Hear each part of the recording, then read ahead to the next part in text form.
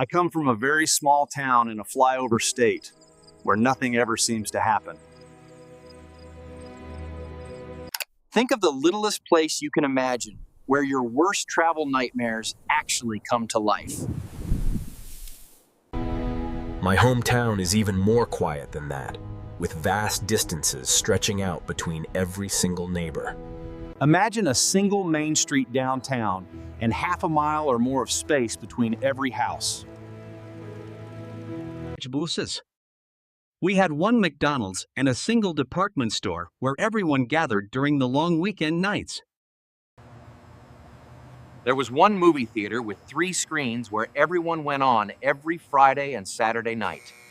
Church every Sunday was mandatory because everyone knows everyone else, or at least knows their private business. The whole city is heavily invested in the fortunes of the local high school varsity football team. My graduating class only had 60 students because the school was just that tiny and very isolated. I did not really fit in at school and chose to be a loner for many years.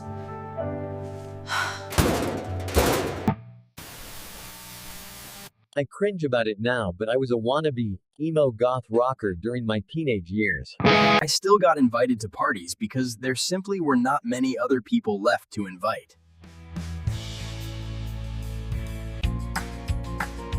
My mom baked cookies and cakes for the church, and she also cut hair in town. She worked in the town's only salon when she was not busy helping out with church events.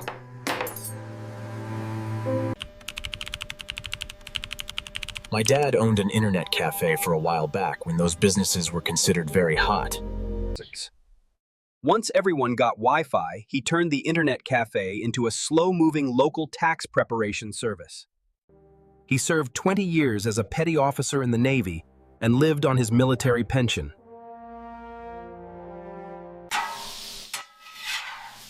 In high school, I worked at a private burger place that competed against the town's chain restaurant. My boss always told me to get a haircut so I would stop looking like a girl.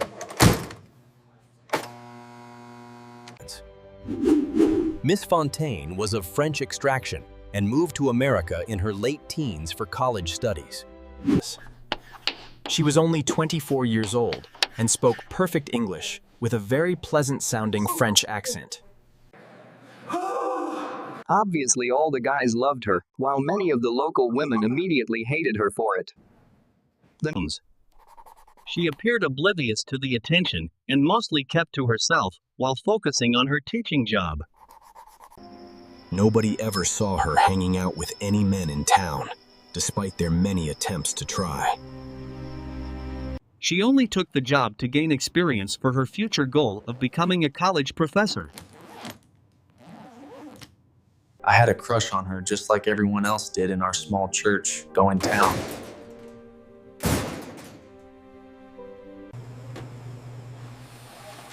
My first real out-of-school experience happened when she stopped by the burger joint where I worked. She told me I had a nice smile and wished I would use it more in school.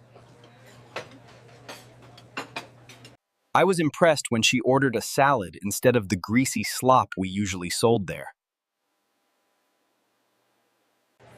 On Monday, she smiled at me and said, "You are learning," which made me feel very special. That was the extent of my high school romance, which consisted only of hellos and brief smiles. Things changed the following year when I was 18 and still working at the same burger joint.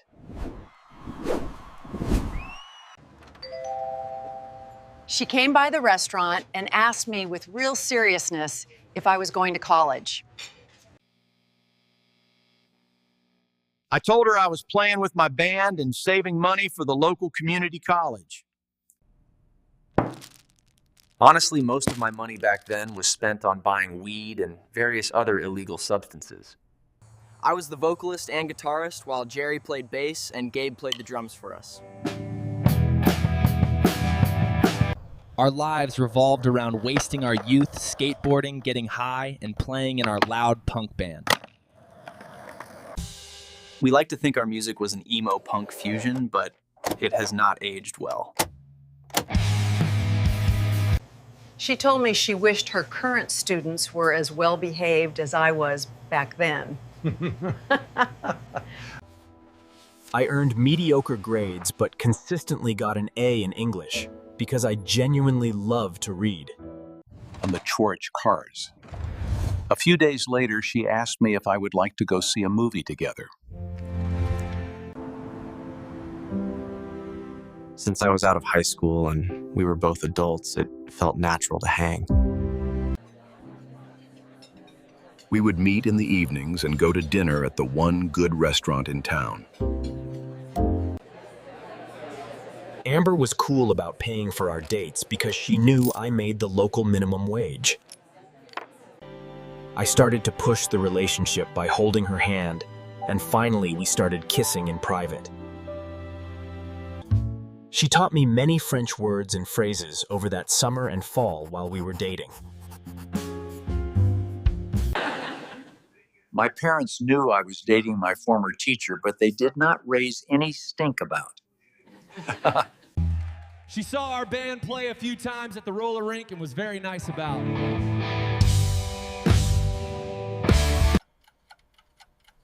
We did not have sex until we had been dating casually for nearly 2 months of time.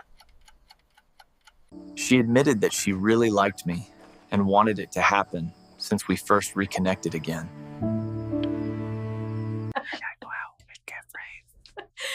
My bandmates sort of knew the dynamic in my relationship with Amber had changed quite a lot. I stopped using illegal substances so much and started saving my money for the community college classes. Amber really wanted to move to the West Coast or back to the East Coast to teach.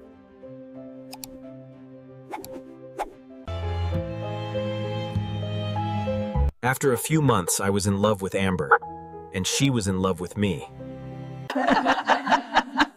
Amber had come around the house, and my parents really liked her and her great influence on. I was neater and more presentable, and finally began enrolling in general education classes at the college. Then things went downhill fast when Amber got called for a meeting with the local school board. She sent me a desperate text, and I was at that meeting in literally 10 minutes flat. I told them the truth, that we reconnected months after graduation, and I was over 18 years. The board thought I was making a noble effort to defend her honor, but they wanted truth. After many tears, Amber was simply warned that it was not becoming to be seen with students. We were curious to know who had complained and made up stories about us being intimate then. I met her parents on webcam, and they were good people who knew my actual age then. We assumed it was just small-town gossip that would blow over, but we were very wrong. One day, my boss told me he had to let me go, using some very flimsy excuse. Then one day she got fired too because she was working as a probationary teacher back then. Student test scores had jumped by double-digit points while she was a teacher there recently. Many students threatened to riot when she was fired because she was immensely popular with them all. Amber asked them to focus on their studies and help the new teacher adjust to the classroom. She was allowed to resign so that it would not show up on her permanent professional record. Her parents gave her money to relocate to California, and she asked me to come along too.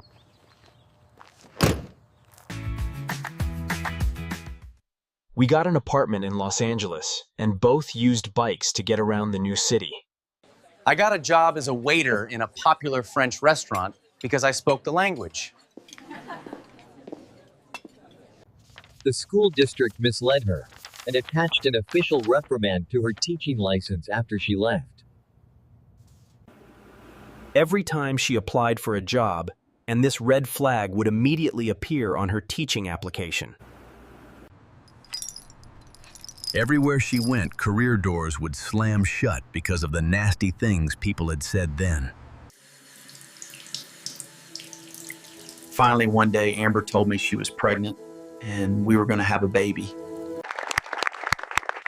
We got married in sunny Los Angeles with both of our families attending the beautiful wedding ceremony. We now have a son named Richelieu, and I am closing in on my college degree. I got my first job in IT, making double what I used to at the restaurant previously.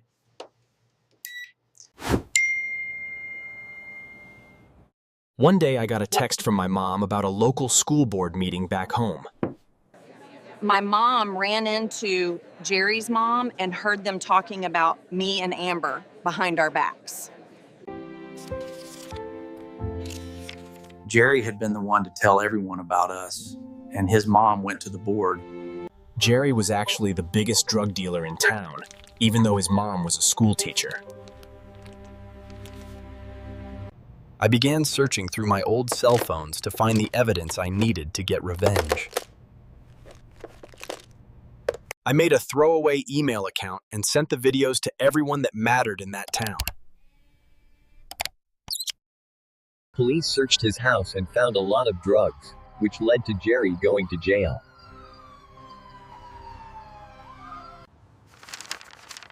His mom was summarily dismissed from her job and blacklisted, just like she had done to Amber. Amber and I are now living our best lives, far away from that toxic small-town drama. Small towns have long memories, but I ensured the right people finally faced the truth they deserved. I spent hours meticulously gathering the email addresses for every single administrator and teacher in my hometown. The digital payload was ready to be delivered to the people who once looked down on us. With one final decisive click, I sent the devastating evidence out to the entire small-town community. Amber noticed my sudden change in mood and asked why I seemed so happy that particular morning. When I explained what I had done, she started crying tears of pure relief and intense joy. We took our son Richelieu for a walk, tall, to celebrate the new beginning of our family life. I still needed a haircut, but I decided then that I was never going to get one.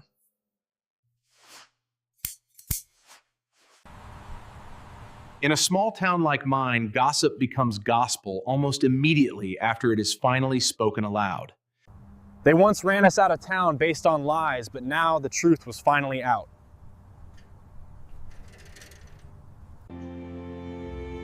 My parents endured the fallout of my disgrace for years, but they always stood up for us. Jerry got fired from his management job at the burger joint as soon as the videos circulated.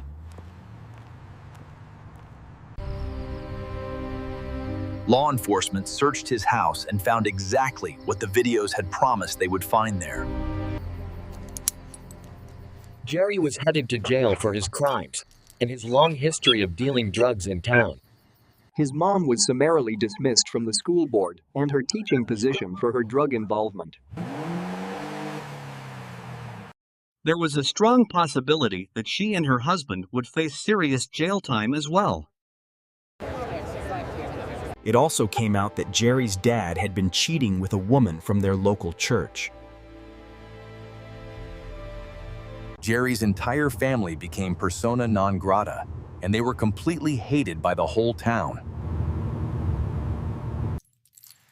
I realized that in a small town, everyone knows your business eventually, whether you like or not.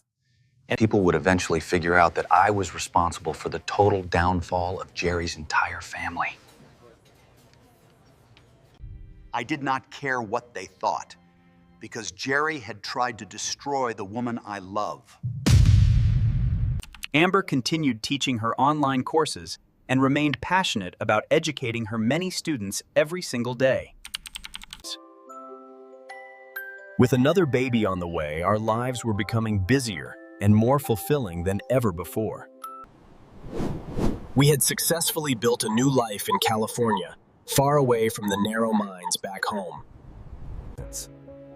I was working hard to finish my degree, while my employer subsidized half of the total cost. Amber still dreamed of returning to school for graduate degrees to become a real university college professor. The diversity of the big city was a welcome change from the judgment of my tiny hometown. I sometimes thought about my old band, but I knew that part of my life was over.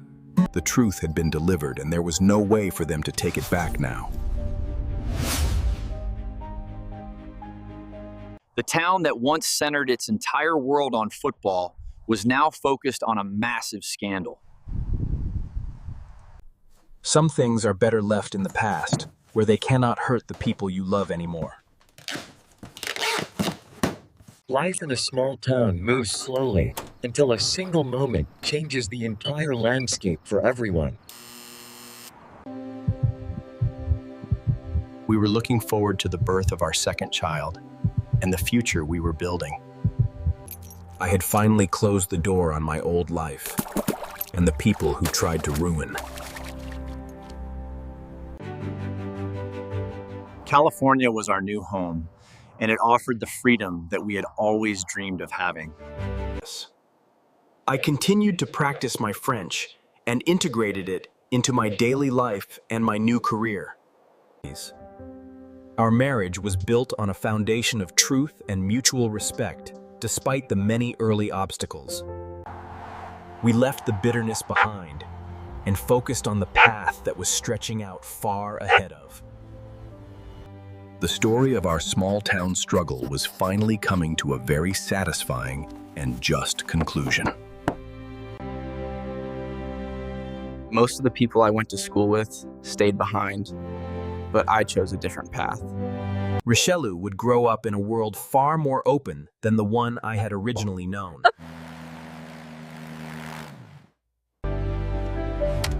My job in IT provided the stability we needed to thrive in an expensive city like LA.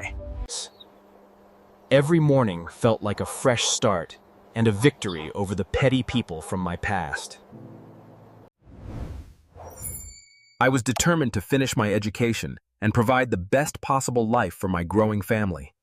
The pace of life was fast, but we were finally moving in the right direction together now. We were proof that you can overcome a bad reputation if you have the truth on side. The peace we found in California was something we never could have achieved back in that town.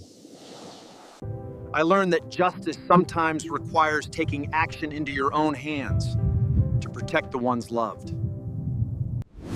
From a lonely emo kid to a father and husband, and I had finally found my true place.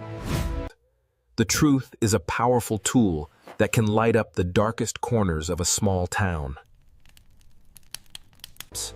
We are moving forward into a bright future, and we are never looking back at the past. Small towns may have their secrets, but the truth always finds a way to come out eventually.